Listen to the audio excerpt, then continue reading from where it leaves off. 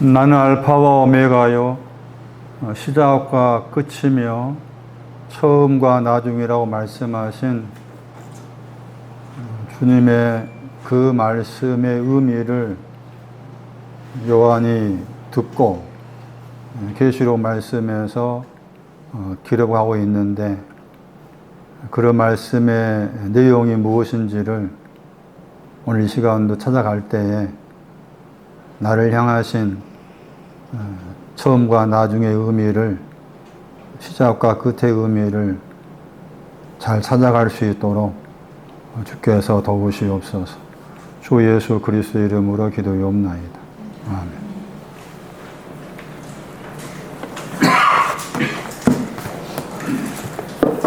살후 2장 13절 14절.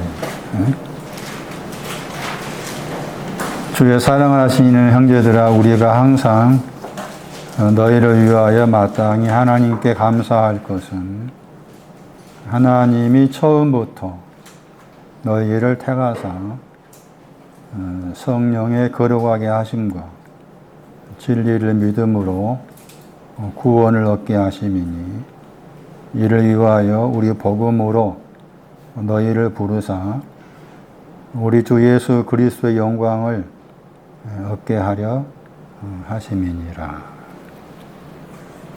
거기에 처음부터 시작 안에 있다가 시작에서 떨어져 나온 단어죠. 여러 차례 말씀드린 것처럼 시작 안에 있어야 되고,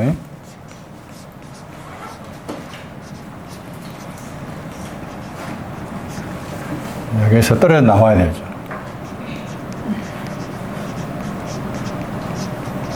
시작에서 떨어지다. 이것은 이제 합성어가 첫 열매예요.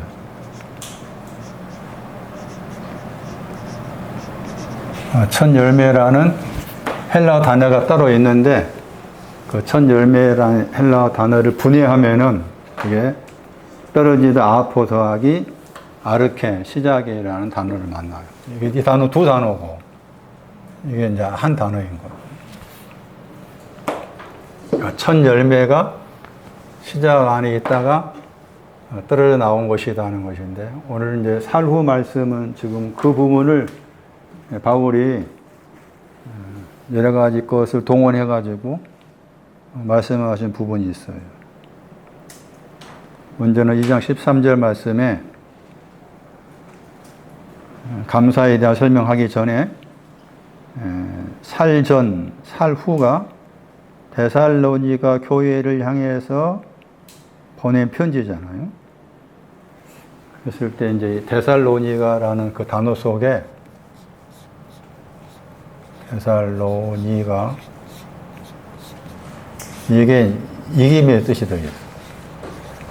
그러니까 데살로니가 교회는 이김을 위해서 부르심 받았다는 거죠.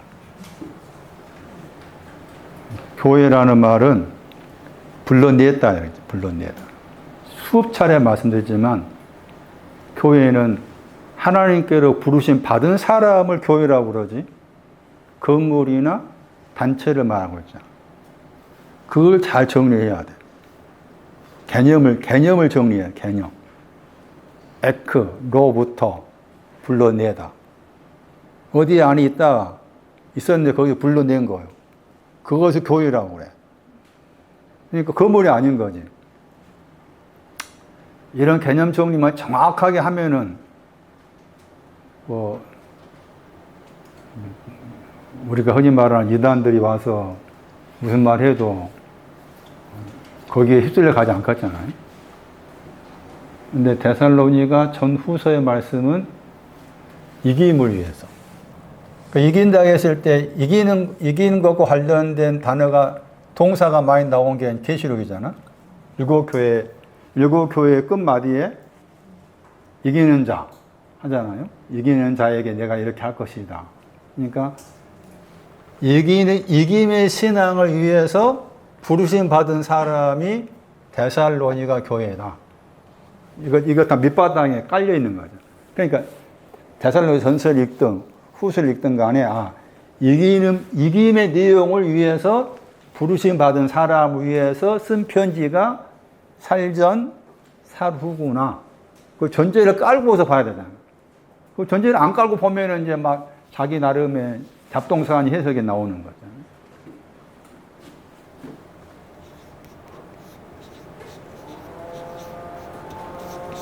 이김이 뭐냐? 요한일서 5장 4절. 뭘 얘기하는 말이냐?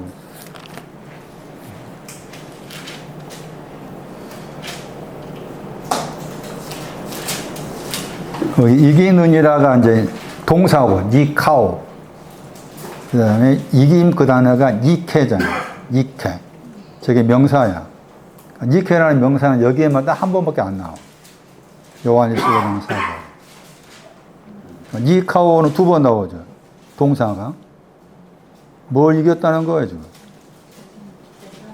세상을 이긴 거예요. 세상을 이기는 거예요. 세상을 이긴다. 세상을 이기기 위해서 부르심 받은 사람이 데살로니가 교회다. 세상이 뭐라겠어요? 첫 열매. 마태 24장 나왔어요. 첫 열매를 얘기해야 돼요. 첫 열매 얘기해야 이제 끝으로 간 거잖아요. 첫 열매를 얘기하지 못하면 끝으로 못 가지. 시작이 있다는 것은 뭐를 향해서? 시작은? 끝을 향해서 텔로스. 텔로스를 향해 가기 위해서 아르케가 있는 거지. 모든 원리가 그렇잖아. 시작이 뭔가 시작했다 했을 때 그 시작은 끝을 가기 위해서 출발하는 출발점이잖아. 세상 첫 열매를 얘기하기 위해서. 이걸 얘기해야만이 떨어지는 시작을 얘기해서 끝으로 가기 위해서. 그래서 데살로니가 교회가 세상을 이기기 위해서 부르심 받은 사람들이 데살로니가 교회다. 감사에 대한 말씀도 수없이 했지만 여러분 마음 안에도 이 감사가 정확하게 정리가 돼요. 잘했다가 있고, 감사라는 단어의 헬라어 뜻이에요. 뒤인 합성어를, 감사가. 탕감하다. 이 말이 중요해. 잘했다 더하기 탕감하다의 합성어가 감사해요. 내가 그 하나님께 감사합니다. 그것은 탕감받은 내용을 가지고 감사하는 거예요. 나에게 상감받은 것이 없는데 감사하는 것은 내식에 감사하잖아. 그것도 필요 없다가 아니겠지만. 그렇지만 그 내식에 감사는 휴지통에 갈 것이지. 휴지통도 필요하겠잖아요. 저분한테. 상감마다 카리조마이가 들어있어요. 헬라어 사전 찾아보면 감사하는 저 단어 속에. 그 탕감한다고 했을 때 우리가 많이 기억하는 거 누가 7장이지. 누가 7장 가서 거기서 탕감하다를 알아야 되잖아. 탕감하다가. 하나는 500데나리오. 다른 하나는 50데나리오지. 보다 더가 500이잖아. 보다 더가 500. 그러니까 탕감하다, 감사하다 그 말은 500데나리오 탕감받았다 그 말이죠. 50데나리오 탕감받았다 그 말이지. 그러니까 탕감이 두 가지가 있다 그 말이. 두 가지잖아. 탕감받는 게. 탕감받은 두 가지잖아. 보다 더 탕감받고 그냥 탕감받고 그 두 가지가 탕감받은 두 가지인데 누가 7장에 나오는 그 여자는 500데나리오 탕감받은 거죠. 그 7장 47절 48절 가면 이제 많은 죄들이 나오고 작은 죄들 나오죠. 많은 죄들을 탕감받았을 때 많이 사랑하고 적게 탕감하는 사람 적게 사랑한다고 하잖아. 그러니까 탕감하는 거 두 가지라. 그런데 좀 더 확대해 생각하면은 이 500데나리용 50데나리용 했을 때 이것도 많은 죄들 누가 7장 47절 생각하면 작은 죄들이잖아. 그럼 많은 죄들이 뭐고 작은 죄들이 뭘까 하는 거예요. 뭐가 많은 죄들이고 뭐가 작은 죄지? 뭐가 500데나리온이고 뭐가 50데나리온이지? 그게 누가복음 16장에 나와. 그러니까 여기에서 누가 16장을 청구하면은 500데나리온 빚진 것이 뭔가 하면은 기름이 되는 거예요. 기름에 대해서 빚져 있는 거예요. 집에 가서 공부하세요. 누가 16장 굉장히 중요해요. 불의한 청지교와. 그 다음에 50데나리온은 그리고 의도적으로 누가가 7장에다가 500데나리온 50데나리온 썼다가 16장에 가서 16장에 지가 밝혀놨어. 근데 16장을 봐야만 누가 7장에 500데나리온 빚진 거, 50대 빚진 거 뭔가를 알 수가 있는 거야. 50은 알곡이 알고. 우리 번역 알곡 번역 안 했어? 원어인 알곡이야. 그러니까 알곡에 대해서 빚진 것이 50이고 누가 16장 6절 7절에 그 다음에 기름에 대해 빚진 것이 많이 빚진 500이야. 자, 그러면 보세요. 여기에서 기름하고 알곡 비유했잖아? 뭐가 더 높다는 거야? 높날 따지면. 기름이 높은 거야. 이 기름이 마태 25장에 지혜로운 처녀가 그릇 안에 가진 기름이에요. 그러니까 알곡과 기름을 그렇게 누가 16장에서 했는데 누가 16장을 제가 다시 설교할 필요가 있어요. 왜냐하면 거기에서 건져낼 것이 많아. 의외로 구절, 여기 기름하고 알곡을 설명한 그 구절에서 건져 먹을 것이 너무 많은 거야.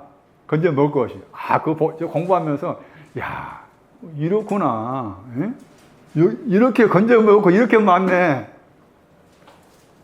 기가 막혔어요. 제 스스로 탐복을 했는데 이와 같이 이거 기억하셔야 돼요. 500대는 빚진 거 뭐에 대해서? 기름에 대해서. 50은 알곡에 대해서 빚진 거예요. 이것을 탕감해 주는 거죠. 이게 감사예요. 감사. 그러면 지금 이 감사라는 단어가 사도행전 2장 13절 썼잖아? 그러면 이렇게 첫 열매 나오고 거기 보면 또 성령의 거룩함 하게 하심 나오잖아요? 구원이라는 단어가 나오고 얻는다가 나오고 뭐 진리가 나오고 다 그런 내용 단어들이 나오잖아. 다 그 밑바탕에는 두 가지 탕감만이 들어있는 거야. 두 가지 탕감받은 것이 다 그 밑바탕에 두 가지 탕감받은 게 들어있어요. 자, 그랬을 때 이거 좀 더 확대해서 생각하면은 이게 제가 몇 달 전에는 이제야 내가 주기도문 내용이 뭔지 알았다 싶었는데 다시 또 여기 공부하면서 이 내용이 여기에 들어있었는데 왜 내가 지금까지 이거 못 찾아냈을까 해가지고 스스로 자책을 했는데 마태 이제 6장에 주님의 기도 관계에서 그게 지금 설명한 내용과 연관되어 있어요. 그래서 탕감받다가 말씀드린 것처럼 500데나리온, 50데나리온, 기름, 알곡이었잖아요. 그런데 이 단어가 바울이 썼어요. 탕감받다가. 그래. 바울이 탕감받다를 그러니까 누가의 그 내용을 알고 쓴 거예요. 제가 생각했을 때. 물론 이제 바울 서신이 복음서보다 더 앞서 써 있다 그렇게 말하기도 하고 그렇지만 시간적으로 앞서 써져 있던 뒤에 써 있던 별 상관없이 어쨌든 바울도 탕감하다 하는 단어를 사용한 거예요. 탕감하다 했을 때 바울이 탕감하다 하는 단어를 사용했을 때 어떤 단어와 관계해서 탕감하다 하는 단어를 사용했는지 그거 보면은 이 단어가 또 이런 두 가지 의미를 담고 있구나 하는 것이고 그게 마태 6장에 나오는 허물이란다. 허물.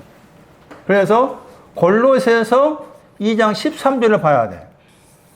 탕감하다 관계해서 누가 7장은 아주 기본적이고 탕감하다가 골로새서 2장 13절을 참고를 해야 돼. 골로새서 2장 13절. 거기에 사하시고가 탕감하다요. 카리조마이. 골로새서 2장 13절에 카리조마이. 탕감하다, 사하시다. 그런데 거기에서 탕감하다게 했을 때 탕감한 단어가 나오죠. 모든 뭐라고 했어요? 죄로 번역했잖아요. 허물이. 모든 허물을 탕감했다 했죠. 중요한 단어입니다. 여기서 허물을 탕감한 거요. 뭐 허물이 하겠죠. 허물들. 에베소 2장 1절은 허물로 번역했습니다. 허물로 번역은 나와요. 허물들을 탕감했다. 뭘 탕감했다고? 허물들. 그 허물들에는 뭐가 들어있는 거예요? 이게 들어있죠. 기름과 알곡이 들어있는 거 당연히. 허물들에는 500데나리온, 50데나리온 들어있는 거야. 허물들. 뭐라고? 허물들을 뭐 했다고? 허물들을 사시다가 탕감하다. 마태 6장을 봐봐. 마태 6장 14절. 그래서 주님의 기도는 누가 하는가 하면은 너희는 이렇게 기도하라 했잖아. 마태 6장에서. 그 너희가 제자들이었지. 문맥상 제자들인데 그 마태 6장 14절 말씀에 너희가 나와. 그러니까 주님의 기도는 허물을 가진 사람이 하는 기도야. 에? 그렇게 완전히 딱 멋을 박아야 돼? 다시 봐봐. 마태 6장. 허물들이 뭔지를 아는 사람이 하는 기도가 주님의 기도다. 허물들이 뭔지 모르면은 해서는 안 되는 거지. 원빈히 말하면. 마태 6장 14절 말씀에 우리 번역에 빠졌잖아. 왜냐하면. 가르가 나오잖아. 왜냐하면 앞에 6장 13절과 관계되어 있겠지. 그런데 문맥에서 살펴보면은 6장 12절과 연관돼. 6장 12절에서 사하여 주다가 두 번 나오죠. 잘 봐봐. 6장 12절에. 제가 이제야 좀 알겠어, 이것도. 이제야 좀 알겠어. 6장 12절에 사하다가 두 번 나와. 그렇죠? 죄 지은 자를 사하여 준 것 같이, 여기에서 죄가 빚진 자라겠죠? 단어가 빚지다요. 죄 지은 자가 빚진 자고, 또 죄가 그 빚지다, 빚이야, 빚. 그러니까 사하다가 두 번 나오죠.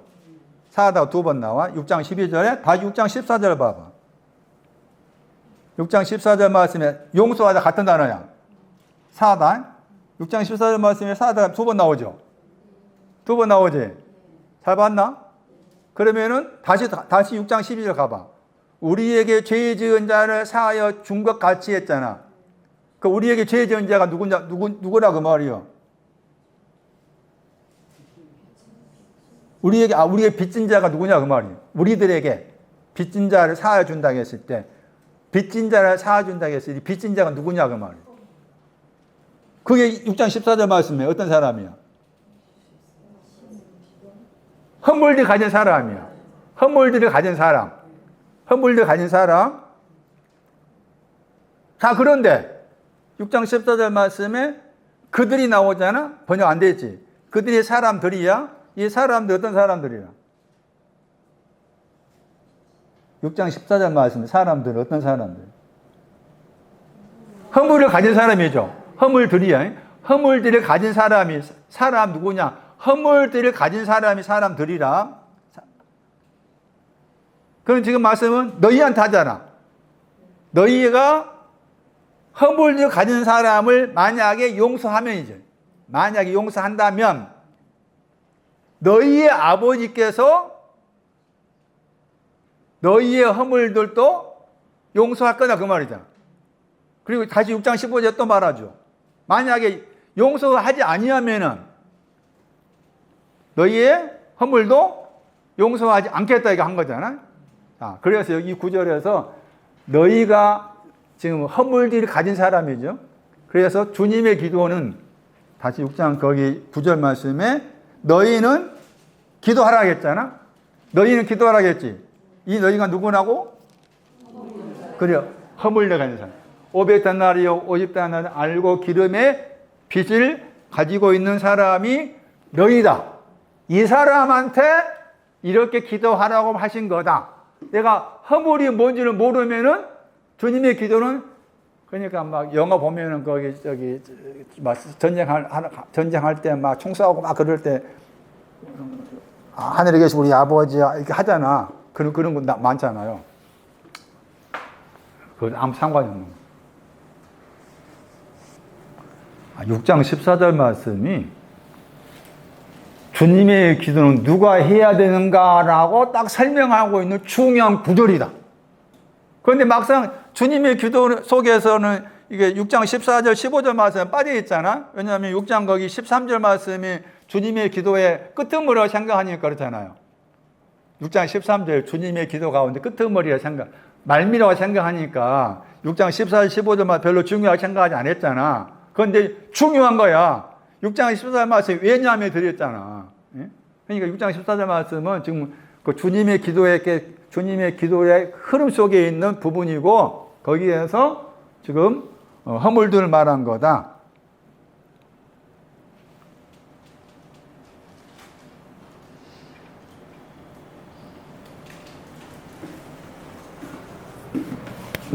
흔히 말하는 주님의 기도를 할 수 있는 대상은 허물들을 안 사람, 알곡에 대해서.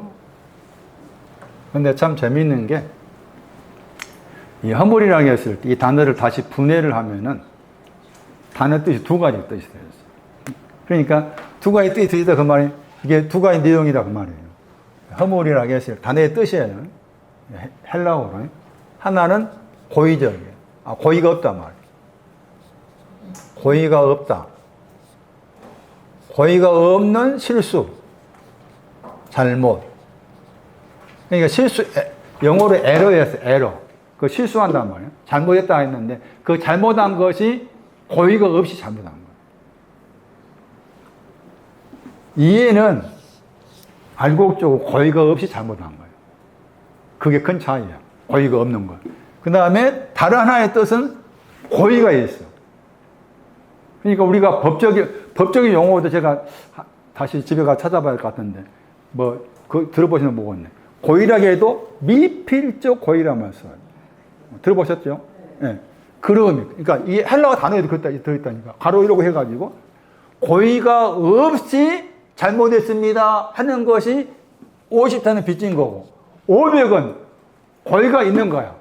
고의적으로 위반한 거야. 고의적으로 범죄한 거야. 그게 500타는. 그러니까 50과 500의 차이가 고의성이 있느냐 없느냐야. 고의성이 있느냐 없느냐. 그렇게 해석할 수 있는 근거가 뭔가 하면은 이 헬라어 단어에 파라가 있는데, 이 파라가 가까이라는 뜻도 들어있으면서 반대 뜻이 들어있어요. 반대. 그러니까 그렇게 생각한다면은 고의성이 있다고 생각하는 거지. 고의성이. 반대 더하기 떨어지다 합성어니까. 그래서 허물들이 그런 두 가지 의미가 있는 것이 이렇게 표현했구나. 허물들로 이렇게 표현했구나. 그런데 감사한다는 말은 이 두 가지 허물들을 또 두 가지 빚진 것을 어떻게 해서 어떻게 정리를 했느냐 하는 것이잖아요. 이 두 가지 허물들을 어떻게 주님이 정리해 주셨는가 하게 했을 때, 죽음에서 다시 사는 것 관계. 이게 허물들을 정리한 거야. 그게 이제 고전 15장 20절 말씀을 참고하면은, 로마서 4장 24절 25절. 로마서 4장 24절 25절 말씀을 참고할 필요가 있어. 주께서 죽었다 하는 것이 죽었다는 것이 이게 에베소 2장 1절이야. 허물과 죄로 죽어 있어. 죽어 있는 것을 다시 산다 그 말은 죽어 있는 것을 깨우쳤다는 것이고, 그 깨우쳤다 그 말은 이 죽어 있는 게 이게 지금 두 가지라는 거. 이 두 가지 때문에 죽었어. 죽어 있는 것을 다시 살다 깨어나게 하셨어. 그러면서 거기 로마서 4장 25절 말씀에 아주 독특한 단어가 툭 튀어나와. 디카이오션 하나. 디카이. 두 번 나온 단어예요. 찾아보세요. 왜 바울이 단어 썼는가 하는 것인데, 로마서 말씀이 두 번 나온 단어예요. 로마서 4장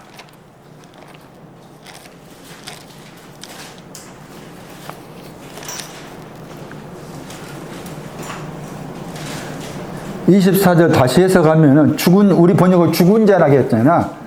죽은 자로 번역하면 안 돼. 죽어 있는 것으로부터지. 그리고 네크로스라는 저 단어가 죽어 있다고 했을 때 에베소 2장 1절이 죽어 있다 딱 설명한 중요한 구절이야. 그러니까 에베소 2장 1절 꼭 기억하셔야 돼. 허물과 죄로 현재 진행해. 거기도 죽어 있어. 지금도 계속 진행형으로 죽어 있어. 에베소 2장 1절도 중요해요.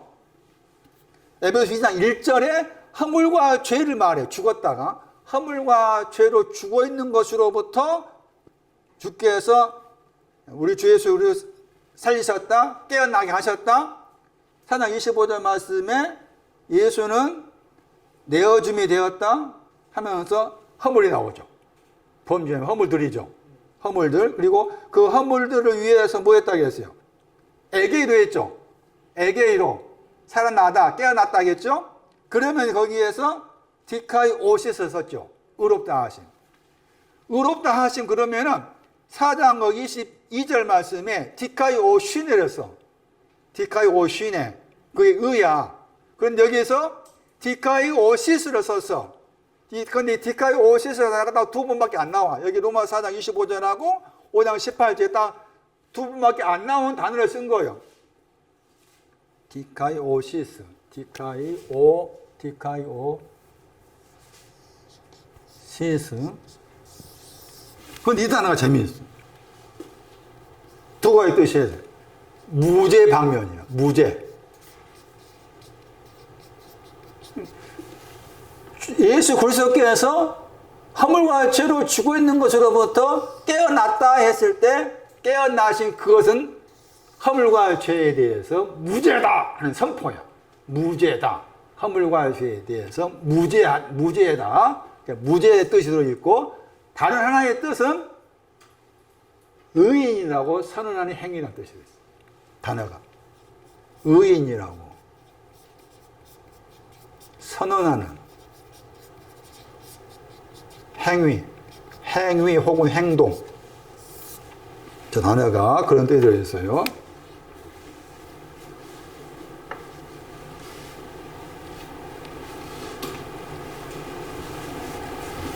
지금 감사에 대한 설명하고 있죠.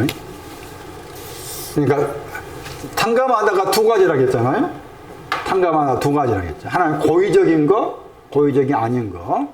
고의적인 것은 이쪽 거고 고의적이 아닌 거 이쪽 거고 많다, 작다, 알고, 기름, 알고 다.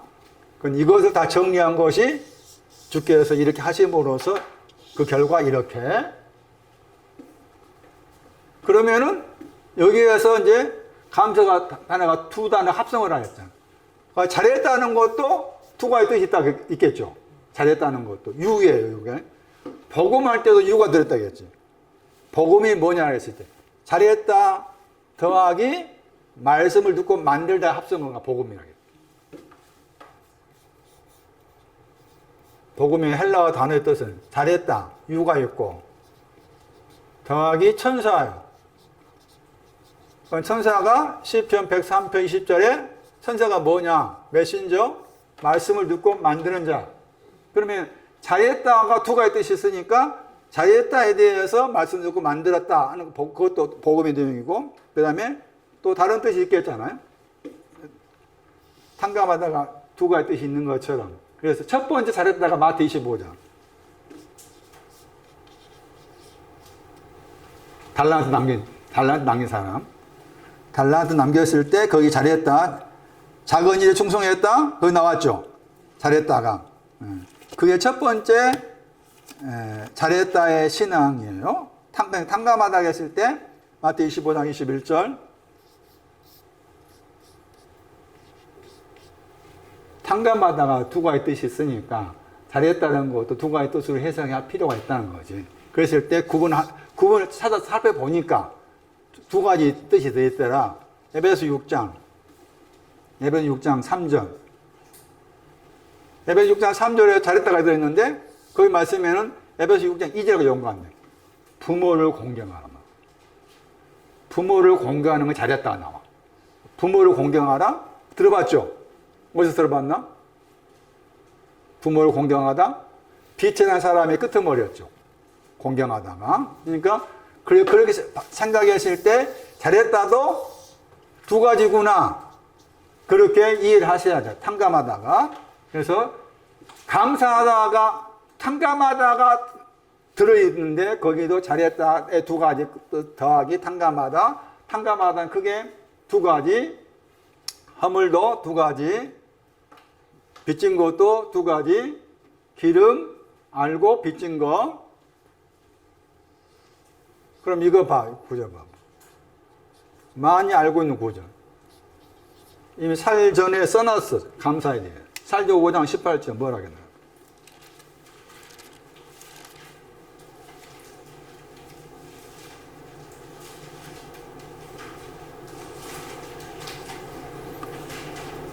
범사라고 했잖아요. 거기는 범사 안에서 너희는 감사하라 했죠. 살조 5장 18절에 범사가 모든이란 말이죠. 모든 것 안에서 너희는 감사해라. 왜냐하면 살려 번역해야 돼. 왜냐하면 이것이 뭐라고 했어요? 그리스도 예수 안에서 너희 안으로 들어가야 될 뭐다? 하나님의 뜻이야. 하나님 뜻 그러면 이 탕감하다야. 이 구조 해석하면은 하나님 뜻이 뭐냐? 나는 두 가지 이렇게 허물이 있었는데 탕감 받았습니다. 이게 하나님 뜻이야. 이게 하나님의 뜻. 여기 살다가 경주이사 가는 하나님 뜻이 아니거든. 그렇게 적용시키면 안 돼. 그 성경만 하는 뜻이 아니야. 인도했다 할 수 있겠지만 뜻이란 말 곧바로 하면 안 돼. 하나님의 뜻은 모든 것 안에서 감사하는 거야. 모든 것 하겠잖아. 모든 것 뭐가 되겠어? 그렇지, 두 가지 빚진 거. 두 가지 빚진 거 안에서 감사해라. 탕감받은 거. 모든 것 안에서 감사해라. 탕감받은 것. 두 가지 빚진 것이 모든 거지. 두 가지 빚진 것 모든 거. 500단원, 50단원 안에서 탕감받은 것을 감사해라. 명령법. 탕감받아라 그 말이다. 모든 것 안에서 탕감받아라. 550 기름 알고 빚진 것 안에서 탕감받아라. 그 말. 탕감받아라. 잘했다로 탕감받고 잘했다. 첫 번 잘했다. 두 번이 잘했다로 탕감받아라. 이것이 하나님의 뜻이다. 하나님 뜻이란 말. 이렇게 탕감과 관계에서 하나님 뜻을 이야기하네. 탕감과 이 구절을 생각하면 탕감받은 것 관계에서 하나님의 뜻을 말한 거지 다른 내용 말하면 안 된다. 감사에 대해서도 우리가 정확하게 이해를 하시고 정리를 하셔야 되겠다.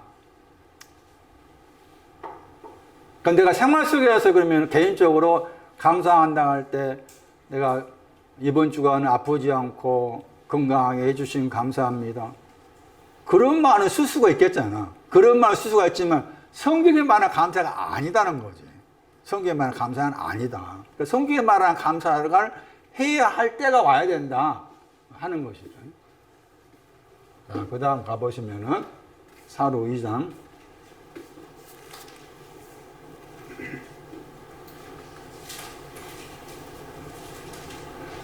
첫 열매, 시작에서 떨어져 나온 사람이 주께서 사랑하는 사람이에요.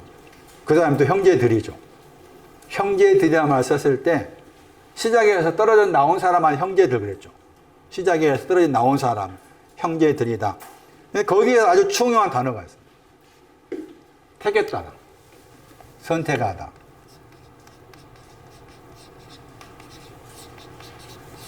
시장에서 떨어져 나왔다. 첫 열매에 대해, 첫 열매와 관계해서 선택하다 하는 용어를 썼다. 바울이. 택하셨다 했죠? 너희를 하나님께서 첫 열매로 택하셨다. 그 첫 열매로 택하셨다. 그 택하신 목적이 어디로? 구원 안으로.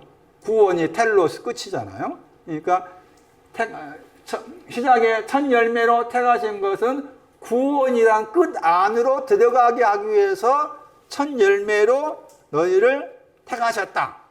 해가지고 선택하다 하는 단어인데 이 단어는 3번밖에 안 나온 단어예요. 동사로. 고전 1장 27절 28절 말씀에 약한 자를 택하시고 또 번역 어떻게 했는가? 문벌 없는 자 택하셨다고 했잖아. 그 다음 다른 단어야.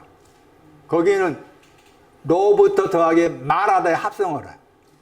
거기 고전 1장 27절 28절 말에서 택하다 번역된 그 단어는, 이 단어는 세 번밖에 동사로서는 세 번밖에 안 나온 단어예요. 그러니 이 단어가 굉장히 중요해요. 이 단어가 중요한 이유가 있어요. 이 단어의 명사가 주로 번역할 때 이단 번역한 단어예요. 이단 번역한 단어가 이 단어. 명사는 이단 번역에, 동사는 첫 열매로 택하셨다 하는 거예요. 고전 11장 19절.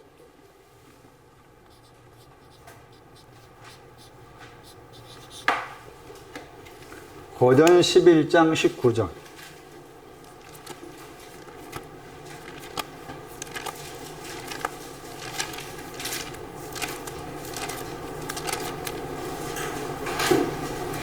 편당 번역했죠. 고전 11장 19절은 편당 번역했죠. 번역을 편당 번역한 거예요. 근데 거기 이제 영어 단어 보세요. 그 영어 단어가 헬라어를 영어로 옮긴 거야. 그러니까 헬라어의 발음은 하이레시스. 헬라어의 발음은 하이레시스. 이 단어가 지금 사루 2장에서 첫 열매로 선택하다 하는 그 단어의 명사예요. 하이레시스인데 영어 단어도 비슷해. 헤레시스. 헤레시스 해가지고 다른 데서는 이단 번역했어. 이단. 이단이 뭐냐는 거지. 이 구절을 통해서. 여기도 가봐. 베드로후서 2장 1절 가봐. 고전 11장 잠깐 놔두고 베드로후서 2장 1절.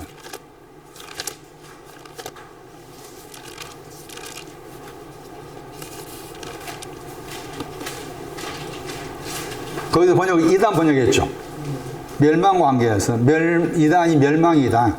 멸망의 이단. 이단. 베드로후서 2장 1절은 이단 번역했습니다. 주로 이단으로 그게 번역된 단어입니다. 이단으로.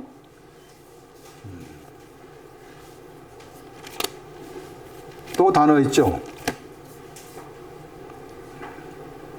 사도행전 26장 5절.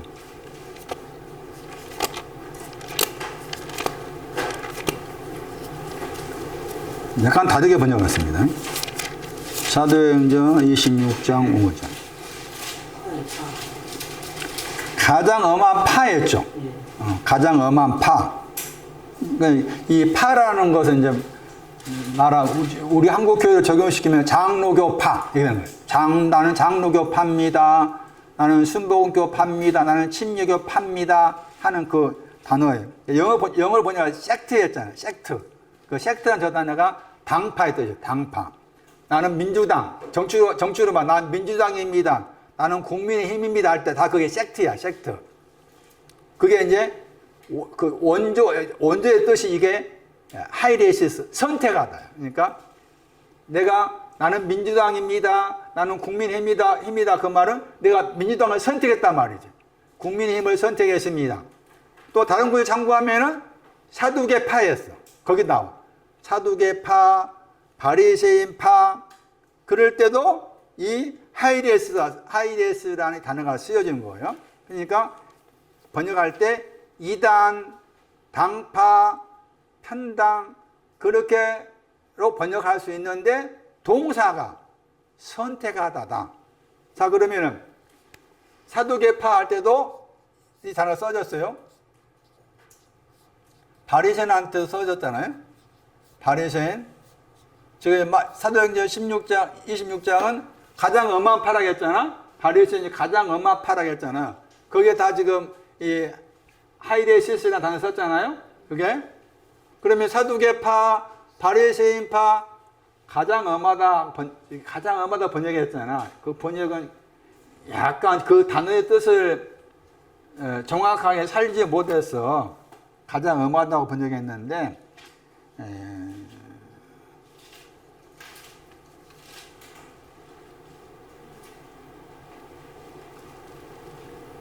제가 번역한다면은 가장 자세히 알아보다. 그렇게 번역해요. 이 단어에서 살리려면. 가장 자세히 알아보는 파다. 최상급이에요. 가장 자세하게 알아보다. 가장 자세하게 알아보는 파. 그러니까 바리새의 파도 그냥 바리새의 파가 있고, 여기서처럼 가장 자세하게 알아보는 파도 있다, 그 말이잖아. 그런데 지금 여기 바울은 바리새의 파 중에서 가장 자세하게 알아보는 파를 따라갔다, 그 말이죠. 거기에 살았다, 그 말이잖아. 그럼 사두개 파다, 바리새인 파다, 혹은 오늘날 한국교를 적용시키면 나는 장로교 파입니다, 나는 침례교 파입니다 했을 때 거기에 내용, 뿌리가 뭐예요? 뿌리가.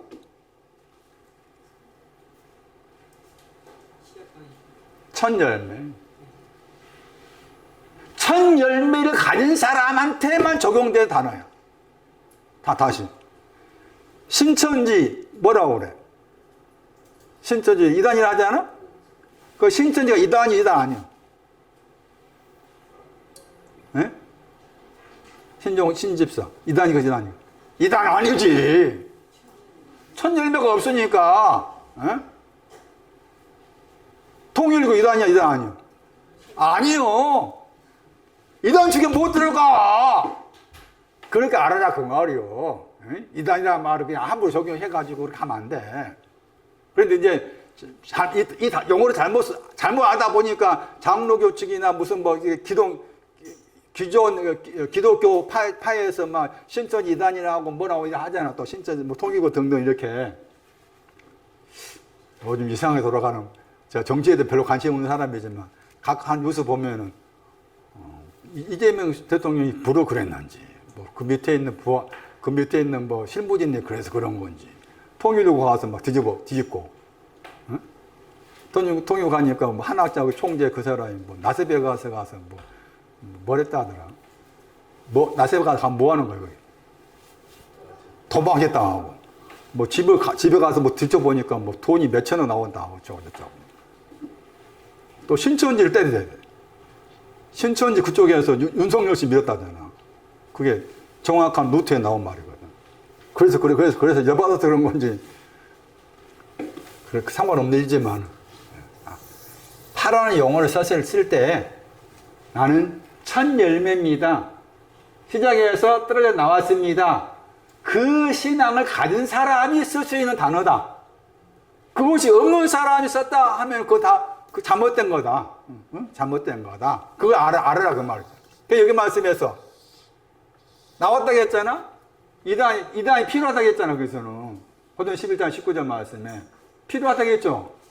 다시 봐봐. 편당이 있어야 한다고 했잖아. 고전 11장 19절 말씀에 편당이 있어야 한다고 해서 너희 안에 반드시 해야 한다고 했어. 11장 19절에 대 있었잖아. 고전 11장 19절 말 대이라는 단어가 머스트야. 반드시 해야 한다, 그 말. 반드시 너희 안에 당파, 편당, 이단이 있어야 한다, 그 말이잖아. 이단이 있어야 된다. 그 말 무슨 말이라고 하면? 그렇지. 첫 열매가 있어야 한다, 그 말이야. 그런데 첫 열매를 가진 사람일지라도 분쟁이 있다, 그 말이지. 말씀 가운데. 분쟁이 있다 했잖아? 그러면서 반드시 이단이 있어야 된다. 첫 열매로 선택받았다가 있어야 된다 했는데, 그것은 무엇을 위함이다? 옳다 인정함을 나타내기 위해서. 그걸 통해서. 그러니까 옳다 인정함을 가지려면 반드시 나는 첫 열매로서 선택받은 사람입니다. 나는 이단, 편당이 있어야 된다. 옳다 인정을 받으려면, 그 옳다 인정을 받는 게 뭘까? 그 끝이겠지. 구원이나 끝이겠지. 이 단어의 뜻으로 말하면은 옳다 인정을 받다가 뭔가 하면 찍기가 없다는 거예요. 이단의 반다가 버리움받은 사람인데 그게 찍기가 있다고 말해요. 여기에는 찍기가 없다는 거예요. 찍기의 신앙이 있어요. 그게 에스겔서 22장 나오고 이사야 1장에 나와요. 찍기에 관계해서. 그런데 찍기가 없습니다. 찍기가 뭔가 하면은 히브리 단어 찾아가면 찍기가 뒤로 물러가는 거예요. 뒤로 물러가는 건 찍기인데 그 찍기가 없는 사람은 여기서 옳다 인정을 받는 사람은 찍기가 없는 사람이에요. 그러니까 결국에는 찍기가 없는 사람의 신앙은 끄트머리 신앙을 말한 것이지. 그러니까 반드시 편당이 있어야 된다. 반드시 이단이 있어야 된다. 거기서 옳다 인정을 받는 사람이 나오기 때문에 그러하다. 이단, 하이레시스, 선택하다. 그건 여기서 끄트머리는 멸망이죠. 멸망은 끄트머리 신앙이 없는 거죠. 끄트머리 신앙이. 자, 다시 돌아오셔가지고 사루 2장 13절로 가셔가지고 거기 말씀에서 또 공부해야 될 말씀이 성령의 거룩하게 하심입니다. 첫 열매의 신앙에서 이제 첫 열매의 신앙 안에는 거기 우리 번역된 다음에 거룩해 하심이 있어야 합니다.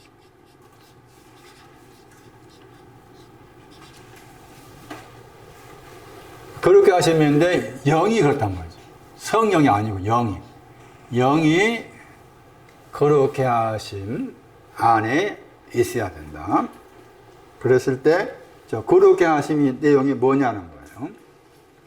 하기아스 모시나 단어예요. 거룩해 하심. 왜 바울은 이 용어를 썼을까 하는 거예요. 그리고 영이라는 단어 썼고, 자, 거룩해 하심. 저 단어를 다르게 원어의 뜻을 살려서 번역하면 이런 뜻이에요. 상태가 있는데 그 상태가 깨끗하다. 순수하다.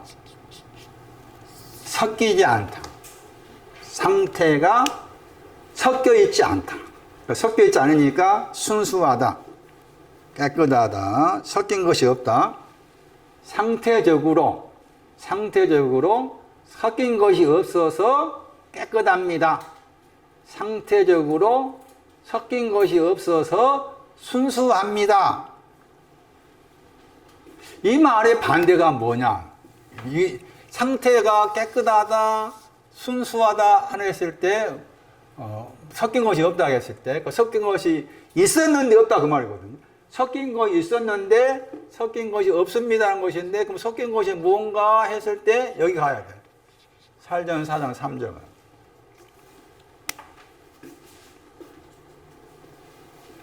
거룩해 하심이라는 번역된 단어는 상태가 깨끗합니다. 상태가 섞인 것이 없습니다는 것이고, 섞인 것이 없다는 그 단어의 뜻은 이미 섞인 거 있었는데 섞인 것이 없게 되었다 하는 것인데, 그게 살전 4장 3절 말씀에서 음란이 나옵니다. 음란에서 깨끗해질 걸 말해요. 살전 4장 3절 음란으로부터지. 음란이 있었는데 그 음란에서 아포 떨어져 나왔죠. 떨어져 나와서 깨끗하게 되었다. 그 거룩하다, 그 상태가 깨끗하다 하는 거예요. 다시 살전 4장 7절 말씀에서 더럽다가 이게 살전 4장 3절 말씀 음란입니다. 음란. 그러니까 음란이 있었는데 음란이 있었다 그 말. 음란 하고 음행. 이 음란, 음행 이게 다 창력과입니다. 창력 나학과입니다. 이게 있었는데 여기서 떨어져 나와가지고 이 상태가 깨끗한 겁니다. 먼저 여기 있어야 돼. 음란에 있어야 돼. 우리가 음란이 있었는데 거기서 그러니까 첫 열매가 음란이 있었다 그 말입니다. 첫 열매가 음란이 있었는데 그 음란에서 떨어져 나와가지고 드디어 상태가 깨끗해진 그 결과가 나오게 되었다 하는 것이죠. 이 거룩해 하심을 여기서 이 구절로 생각하실 필요가 있어요. 다음에 거룩해 하심이지. 거룩함, 구속, 지혜였죠. 이 순서를 또 기억할 필요가 있어요. 의 다음에 거듭가심이 지금 기억할 필요가 있어요. 음란. 자, 그럼 다시 이제 돌아가서 음란이 뭐냐면 성경에 말하는 음란이 뭐냐? 왜 호시아서 말씀에서 우리가 아는 것처럼 고멜과 관계해서 음란과 관계해서 그렇게 호시아서 말씀에 많은 내용을 썼을까? 음란이 뭘까? 음행이 뭘까?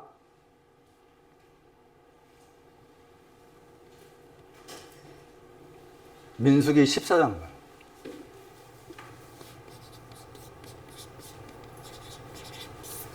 민수기 14장 33절.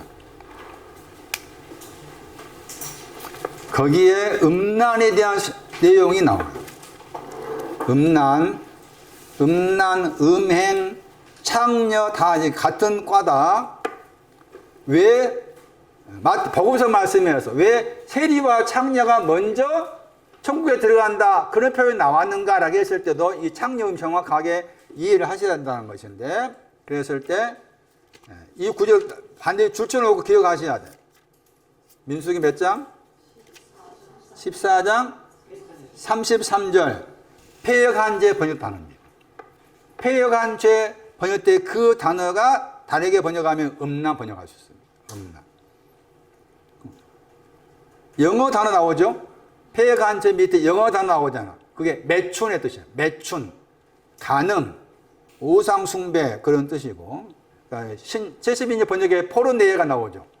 72년 번역에 포르네이아, 살전 4장 3절 같은 단어입니다. 음란. 자, 누구한테 한 말을 보세요. 그러니까 지금 패역한 죄로 번역된 저 단어가 음란으로 바꿔 번역할 수가 있다. 음란의 죄를, 음란을 짊어지고 그랬죠. 음란을 짊어지고 하다. 누구한테 한 말이가 보세요. 민수기 14장 33절 말씀에 우리는 음란을 통과해야 돼. 음란에서 상태가 깨끗해진 영이 거룩해 하시면 넘어가. 그러면은 음란이 뭐냐? 누구한테 한 말이가 보세요. 너희 자녀들은 해가지고 너희 자녀들이 나오고 너희가 나오죠. 일단 너희가 나오고 너희 자녀가 나오고 그 다음에 너희가 나오죠. 너희의 패역한 죄라고 했잖아. 너희들이죠. 자, 너희들. 이 너희들 누가 너희들이라. 여기서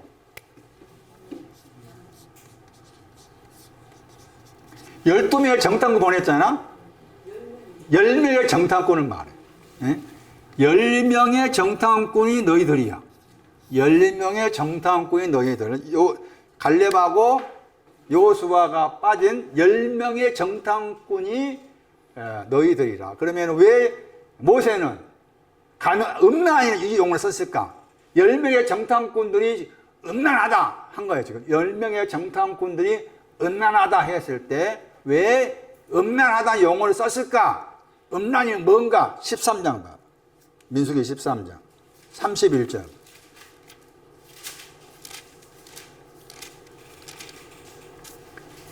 정탐해가지고 와서 보고하라 하니까 지금 갈렙이 보고합니다. 민수기 13장 30절 말씀에 갈렙이 말합니다.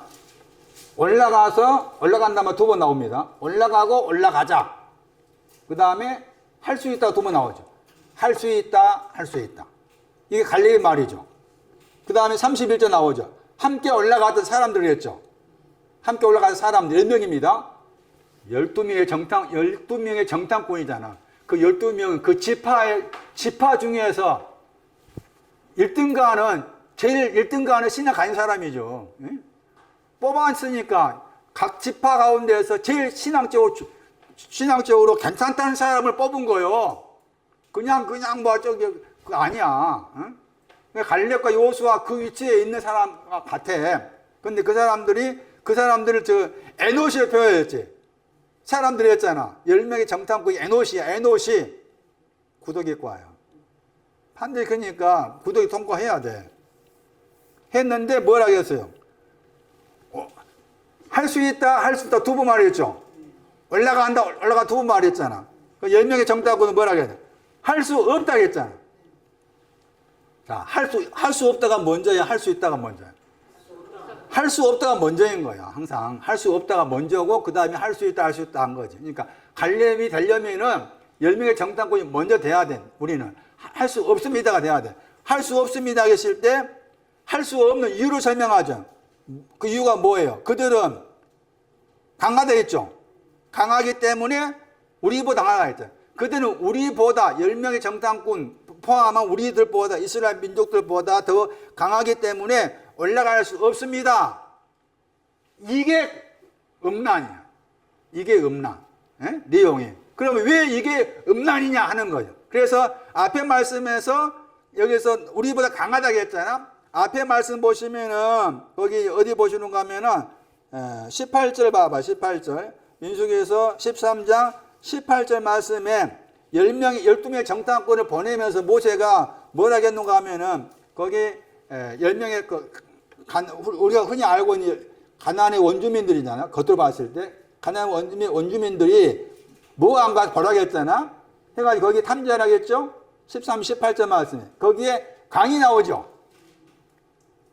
그러니까 가서 거기 이제 밑에 보시면 이제 뭐 아말렉이 나오고 또 나오잖아. 그 사람들이 강한지 그다음 무슨 말 나와? 강한지 약한지 그다음에 뭐 소한지 또 나오지만 일단 강한지 강하다 다 나왔으니까 강한지 약한지를 탐지하고 오너라 했는데 갈렙과 여호수아는 할 수 있다, 할 수 있다, 올라갈 수 있다, 올라갈 수 있다 하는 단어를 쓴 거고 강하다 할지라도 말이야. 저들이 강하다 할지라도 올라갈 수 있고 올라갈 수 있다는 것이고 그 다음 10명의 정탐꾼들은 강한지 약한지를 정탐하러 오라고 했는데 가서 보니까 우리보다 더 강하다고 말했잖아. 10명 정탐꾼 우리보다 강합니다. 그 말의 반대는 뭐야? 그 말이지. 그게 음란이에요. 그게 음란.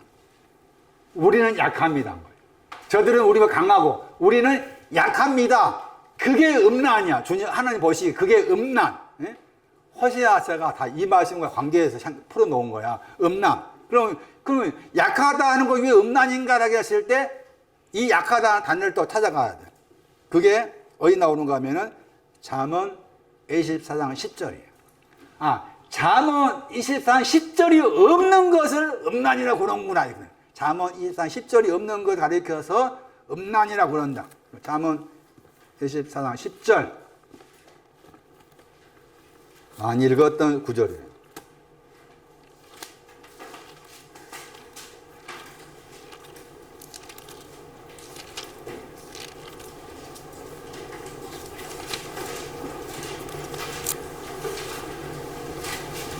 환난 날에 환난이 있습니다. 환난 날 안에 낙담하다는 저게 약하다 뜻이에요. 낙담하다가 약하다. 낙담합니다. 여기에서 약하다 번역했죠. 민수기 13장 약하다 단어는 형용사고 여기 동사가 낙담하다. 그러니까 저희들이 우리보다 강하니까 우리는 약합니다. 그 말은 그게 음란인데 내용이 낙담합니다. 약합니다. 뭐 때문에 그런 거예요? 환란이 오면은 약합니다. 뭐가 약해? 고아가 없잖아. 고아가 여기 미약하다 환란의 단어 뜻이 좁다 뜻이야. 좁다. 고아가 힘이 좁아서 약합니다. 아직 독수리 날개치면 높이 올라가는 고아가 없다는 거지. 그게 음란 관계돼. 음란. 그러니까 약하다 하는 저 내용이 하나님 보시기에는 그게 음란과 관계된다. 우리가 겉으로 봤을 때는 그냥 10명의 정탐꾼이 아닌 갈렙과 같은 사로 나를 여길 수 있겠지만 아니다. 10명을 통해서 이 가는 거다. 그러니까 당연히 음란한 것은 당연하다. 당연하지만 거기서 깨끗해져야 된다 하는 것이. 다시 가가지고. 그러면 왜 이 사람들은, 왜 10명의 정탐꾼들은 우리는 약합니다. 고아가 미약해서 환난 날이 올 때 약합니다. 라고 했을까?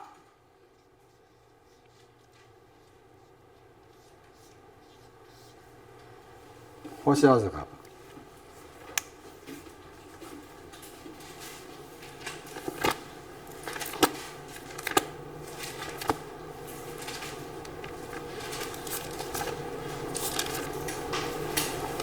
5장 4절.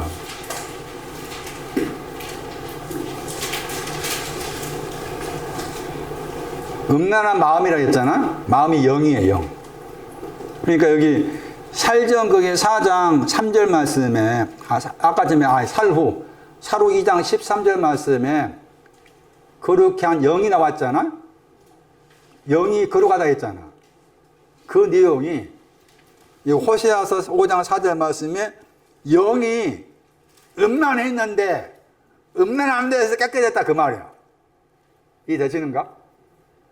아까 사로 2장 13절 말씀에 성령 번역하면 안 돼. 영으로 번역해야 돼. 영이 섞인 것이 없습니다 한 거잖아. 첫 열매를 가진 다음에 영이 섞인 거 없어야 돼. 그런데 처음에 영이 섞였어. 무엇과 섞였어? 영이 무엇과 섞였어? 음란과 섞였어. 음란과 섞였어. 영이 음란과 섞이니까 민수기 13장 말씀에 저들이 강합니다, 우리는 약합니다라고 말할 수밖에 없어. 그럼 여기 말씀에서 음란한 영, 약합니다라고 말할 수밖에 없는 음란한 영이 그 속에 있다. 그 말은 여호와를 뭐 하는 거야? 알지 못하는 거야. 이게 연결돼. 여호와를 알지 못해. 그러니까 10명의 정탐꾼 여호와를 알지 못했어. 그 여호와를 안다는 말이 뭔가? 호시아서 말씀에서 여호와를 아는 것은 호시아 2장 20절이라. 믿음이 없다는 말. 끄트머리 믿음. 마지막에 믿음이 없다는 말. 또 한 가지. 4장 12절 봐봐. 호세아서 4장 12절. 왜 사루 2장 13절 말씀에서 영이라는 단어가 나오고 그 다음에 섞인 것이 없다 하는 그 단어를 사용했을까라고 했을 때 음란에 섞였는데 거기에서 깨끗게 되었다는 말이다. 그러면 음란에 섞이니까 저들은 우리보다 강합니다, 우리는 약합니다라고 말할 수밖에 없다. 그것은 호세아 5장 4절 말씀에 아직 여호와를 온전히 알지 못하고 있다. 여호와를 알다가 온전히 알다. 70 번역에서 여호와를 온전히 알지 못해. 알다 단어가 70인 번역에서 여호와를 온전히 알지 못하다. 여호와를 온전히 알지 못한 상황 가운데 있었다 그 말이죠. 그러면서 여기 말씀에 다시 호세아 4장 12절 말씀에서 또 음란한 영이 나오잖아. 마음이 영이 같이 루아 영이랑 마음 번역하면 안 돼. 영으로 번역해야 돼. 음란한 영 할 수 없습니다. 할 수 없습니다. 우리는 약합니다 하는 음란한 영에 있으면은 어떻게 되는 거라? 길을 잃어버려. 당연히 길을 잃어버리고 관련 거쳐야 돼. 길 잃어버리다. 이사야 53장 6절에 나와. 길 잃어버리다. 각기 제 길로 갔거늘 하면 나오잖아. 길 잃어버리다. 길 잃어버린 119편, 시편 119편 176절. 멸망한 양같이 길 잃어버렸습니다. 당연히 이 과정 거쳐야 돼. 음란이란 말을 우리가 생각한 음란이 아니다 그 말. 제 말. 아니다. 저들은 나보다 강합니다. 반대로 나는 약합니다. 왜 너 약하냐? 힘이 없어서. 독수리가 날개처럼 올라가는 힘이 없기 때문에 약합니다. 그러니까 환란이 오면 낙담합니다. 왜 생활 속에서 내가 환란 당할 때 낙담이 생기는가? 그게 지금 여기에서 나는 곧 뭐다? 내가 10명의 정탐꾼이다 그 말이지. 지금 여기에서. 왜 내가 환경 속에서 어떤 생겼을 때 내 속에서 약해지고 낙담하느냐? 그것은 봐라. 네 속에 10명의 정탐꾼이 있는 거야. 너는 아직 갈렙과 여호수아가 안 돼 있어. 이렇게 지적해 주고 있는 거죠. 인정을 해야 돼. 이 과정을 거쳐서 갈렙과 여호수아가 되는 것이지 10명의 정탐꾼이 안 거치고 안 돼. 그건 대부분의 사람들이 해석하게 되면 어떻게 설명할까? 10명의 정탐꾼이 아닌 그냥 갈렙과 여호수아가 먼저 될 건 생각하잖아. 순서가 그렇게 되지 않아요. 그러니까 10명의 정탐꾼 하는 말이 맞는 거야. 그 사람 입장에서 할 수 없습니다. 우리도 생활 속에서 할 수 없습니다. 얼마나 많아. 할 수 없습니다. 약하기 때문에, 낙담하기 때문에. 낙담 안 되고 막 해보자. 하려고 해도 안 돼. 안 되는 것이 맞아. 안 되는 거 맞는데 뭐 되려고 힘쓸 필요도 없어. 어때 생각하면. 10명의 정탐꾼이 맞다. 내 속에 있는 지금 여기에서 10명의 정탐꾼이가 이것이 가리켜서 음란이라고 그런다. 그 여기에서 나오게 된 거다. 그것이 이제 그 거룩해 하심에 나오게 된다 했을 때 그 밑바탕이 뭔가 하면 탕감하다. 영이 거룩해 하심도 섞인 것이 깨끗게 되었다 했을 때도 작은 거 탕감하는. 작은 것에서 탕감받은 것에 근거해서 음란의 영에서 깨끗게 된 영으로 그렇게 옮겨가는. 사로 2장 13절.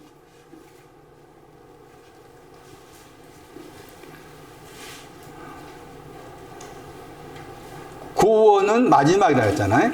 사로 2장 13절에 구원, 그 다음에 사로 2장 14절 말씀에 얻었다도 구원과 같아요.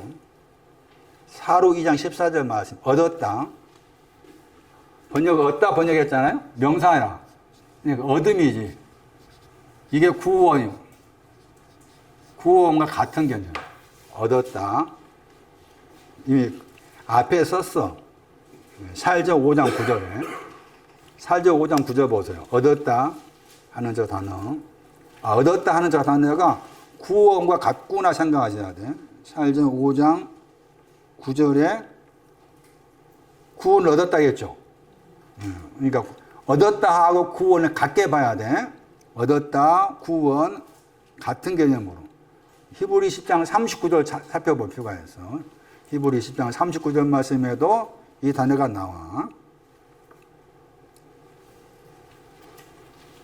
이 단어가 다르게 번역하면 보관이야. 보존이란 말이에요. 구원을 보관하고 있다는 말이에요. 구원을 보관하고 있습니다 하는 단어예요. 이 단어가 히브리어로 가면은 70명에서 이 단어가 쉐굴라라는 단어예요. 쉐굴라라는 단어를 헬라어로 옮겼을 때 저 단어가 나와요. 쉐굴라. 이것도 아예 외워서 기억할 필요가 있습니다. 기억하셔가지고 나는 장차 쉐굴라 될 사람이다 생각하시면 돼요. 나는 장차 쉐굴라 될 사람이야. 나는 구원받을 사람이야. 구원받은 사람이 쉐굴라인데 말라기에서 보세요. 말라기 3장 17절.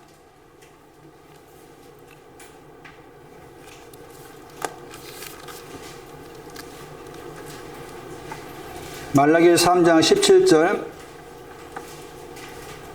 만군의 여호와께서 말한다. 내가 너의 정한 날. 그들이 나옵니다. 이 그들한테 한 말입니다. 그들이 앞에 18절 말씀에 여호와를 경외하는 사람. 16절에 여호와를 경외하는 사람에게 삼는다가 만들다요. 거기 특별한 소리가 나오죠. 쉐굴라. 말라기 3장 17절에 특별한 소리 나오죠. 영어 번역은 보험을 했잖아. 보석했잖아. 특별한 소리죠. 오히려 특별한 소유 번역이 나와요. 특별한 소유. 이게 지금 후원과 관계된 저 용어입니다. 얻었다입니다. 보관하다. 특별한 소유, 쉐굴라, 후원과 관계에서 얻었다. 쉐굴라를 헬라어로 옮겼을 때 70인의 번역에서 저 단어 쓴 거예요. 나는 특별한 소유가 될 사람이구나. 하나님의 특별한 소유가 될 자야. 기대하는 거 필요하죠. 특별한 소유가 되는 것은 구원, 끄트머리, 구원. 특별한 소유가 될 자다. 지금 나의 삶은 엉망진창이고 오락가락하고 허둥대고 너무 자빠지고 한다 할지라도 언젠가는 저분 앞에 섰을 때 나를 특별한 소유로 대하실 거야. 그런 기대하는 거 필요하죠. 특별한 쉐굴라, 특별한 소유, 쉐굴라, 얻었다, 보관하다, 구원을 보관하고 있다. 얻었다, 특별한 소유, 쉐굴라, 특별한 소유, 쉐굴라, 배전 2장 9절법. 여기도 나와.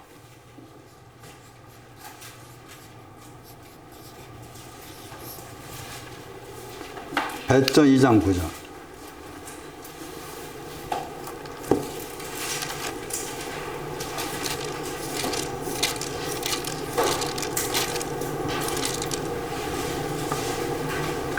거의 소유 번역이었죠.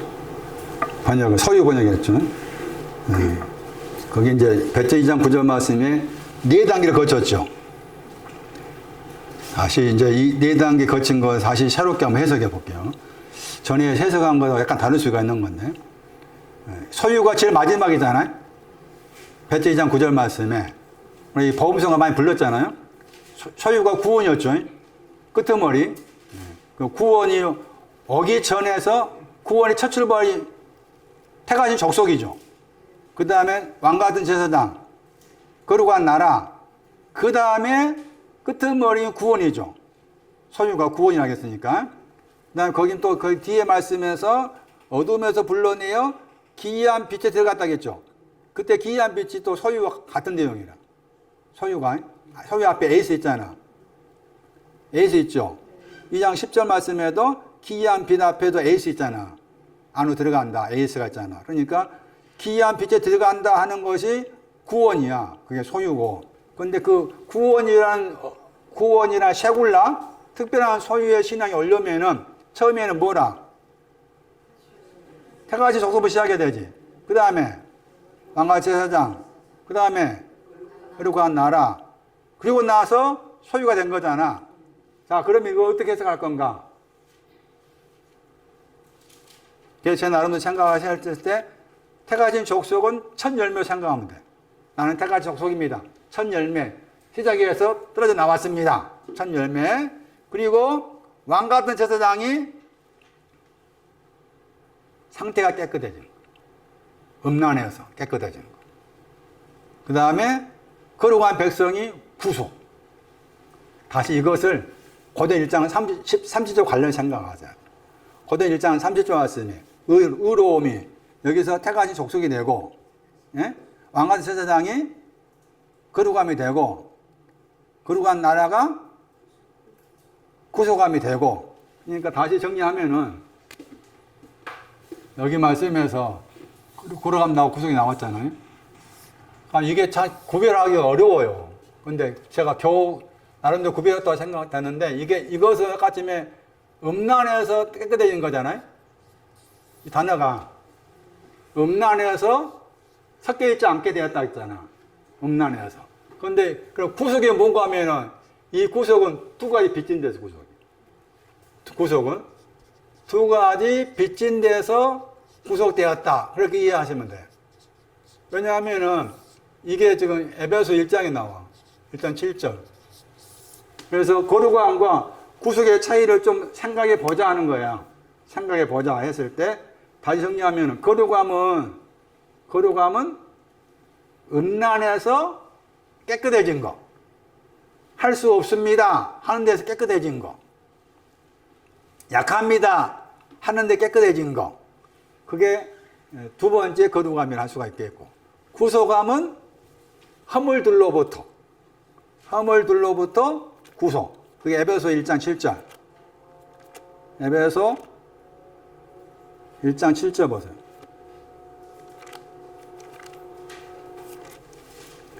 에베소 1장 7절에 허물대의 사함이 나오죠. 죄대의 허물이야. 허물대의 사함을 가리켜서 구속이라고 했잖아요. 그러니까 구속의 의미를 허물대의 사함과 관계해서 말한 거예요. 구속, 허물대의 사함. 다시 보시면은 에베소 1장 14절 보세요. 에베소 1장 14절. 얻으신 거 나오죠. 특별한 소유잖아. 거기에 뭐가 있어? 얻으신 거 그 안에 포함된 게 뭐예요? 구속이잖아. 다시 에베소 1장 14절 말씀에 얻으신 것은 구원이나 끄트머리야. 그런데 구원이나 끄트머리 오려면은 구속을 통해서 간다 그 말이지. 그래서 이렇게 정리했을 때 말한 것처럼 거룩함과 구속의 차이를 둘 필요가 있겠다는 것이고, 거룩함은 깨끗한 것은 섞여있지 않는, 상태가 깨끗하면 섞여있지 않는 것은 할 수 없습니다. 약합니다. 하는 데서 깨끗해진 거다. 그 내용하고, 여기는 허물들로부터, 두 가지 허물들로부터 사오다. 구속은 사오다. 두 가지 허물로부터 사오다. 그 다음에 지혜. 그러니까 베드로전서 여기 2장 9절 말씀에서 너희 택한 족속이요 왕같은 제사장이요 거룩한 나라 이것도 이런 순서로 생각할 필요가 있겠다. 또는 아까 말한 것처럼 첫 열매, 거룩함, 다음에 구속. 그렇게도 연결지어서 해석할 필요가 있겠다. 그러니까 우리가 겉으로 봤을 때 택하신 족속이요, 망가진 제사장이요, 거룩한 나라요. 이해하기 어려워요. 이해하기 어려운데 지금 소개한 고전 1장 30절. 고전 1장 30절도 어디 갔었어? 아가서 말씀에. 아침별까지 뚜렷하고, 달같이 아름답고, 해같이 맑고, 어미한 여자, 같이 연결지어 생각하면 돼. 연결지어서. 또, 첫 열매, 거룩함, 구속함, 그 다음에 특별한 소유. 그 관점으로 그렇게 볼 필요가 있겠다. 그렇게 이해하는 것이 배정 2장 9절 말씀을 이해하는데 도움이 될 수가 있겠다. 물론 다른 해석이 나올 수 있겠지만은 그런 정리를 좀 할 필요가 있어요. 자, 이와 같이 이 단어였다. 끄트머리의 신앙은 구원이고 그게 구원의 신앙은 특별한 소유. 나는 아직 내 신앙이 여기에 머물렀다 할지라도 나는 장차 이렇게 될 사람이라고 내가 나를 이렇게 여기는 것이 필요하다. 여기다가 중요해요. 여기다 단어가 중요해요. 그리고 여기는 것이 필요하다. 그러면서 추구하는 마음의 자세가 필요하다. 오늘 말씀 드린 것처럼 이단의 용어는 함부로 쓰면 안 된다. 정확하게 알고 써야 된다. 오늘날 대부분의 이단의 용어를 쓰고 있는 것 잘못된 가르침이다. 그걸 빨리 정리할 필요가 있겠다. 성경의 말은 이단은 반드시 써야 된다. 반드시 써야 될 이단이다. 반드시 써야만이 거기에서 옳다 인정을 받는 사람이 나온다. 고전 11장 말 반드시 써야 돼. 반드시 첫 열매로서 택함 받아야 돼. 그런 내용의 말씀이죠. 마태복음 19장 말씀에 모든 거 버렸습니다는 제자들하고 뒤에 말씀에서 부모 버리고 집 버리고 형제 자매 버리고 한 사람은 차이가 있더라. 그 차이를 다음 주에 설명합니다. 여러분도 한번 생각해 보세요. 거기에서 이제 처음 된 자가 나중되고 나중된 자가 처음 된다 했을 때 그 내용도 그런 연관지어서 생각해 볼 필요가 있어요. 왜 모든 거 버린 사람한테 새롭게 된다만 썼는가? 왜 형제 자매 다 버렸는데 100배라만 썼느냐? 그 100배가 아까 여기 갔잖아요. 여기 100배가 나와. 둘 다 여기도 100, 여기도 100이야. 그러니까 거기 마태 19장 말씀에 100배를 준다 그 말은 부정적인 말이야. 기름과 알곡에 비를 지고 있다 그 뜻이라. 버려도 무섭잖아. 나는 버렸다고 했는데 여전히 너는 알곡과 기름에 대해서 비치고 있는 거야. 한 거야. 그 부분을 좀 더 설명드리도록 하겠습니다. 오늘 여기까지 하겠습니다. 우리 각자에게 시작이시고 끝이 되시고자 하시는 주님의 마음, 아버지의 마음을 잘 따라갈 수 있도록 도와주시고 신앙의 과정마다 주의 인도하심과 도우심이 있음을 더욱더 앙망할 수 있는 각자의 마음의 자세가 되게 하옵소서. 주께 귀한 거 드렸습니다. 주 예수 그리스도 이름으로 기도하옵나이다. 아멘.